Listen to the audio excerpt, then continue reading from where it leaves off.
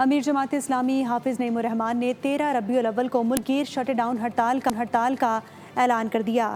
کہا کہ پہیہ جام اور شٹ ڈاؤن کے بعد اسلام آباد کی طرف فیصلہ کن مارچ کریں گے، حکومت کو گھٹنے ٹیکنے پر مجبور کر دیں گے۔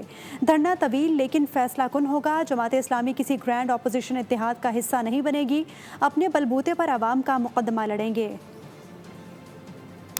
12 ربیع الاول کے بعد یعنی 11 اور 12 ربیع الاول کو تو آپ یہاں سیرت کانفرنس کریں گے، یہاں محفل نعت کریں گے، ان دھرنوں میں آپ جو ہے سیرت کا پیغام لوگوں تک پہنچائیں گے، اور 13 ربیع الاول کو انشاءاللہ میں اعلان کروں گا ملک گیر شٹر ڈاؤن ہڑتال کا۔ چاروں طرف سے اسلام آباد جائیں گے انشاءاللہ، لیکن اس سے پہلے بہت پیدل چلواؤں گا انشاءاللہ آپ لوگوں کو۔ تم نے اگر ان دھرنوں کو کسی طرح سے ہٹانے کی کوشش کی تو پورے لاہور کو بند کر دیں گے انشاءاللہ تعالی۔ لاہور ہی بند نہیں ہوگا، پورا پاکستان بند ہوگا۔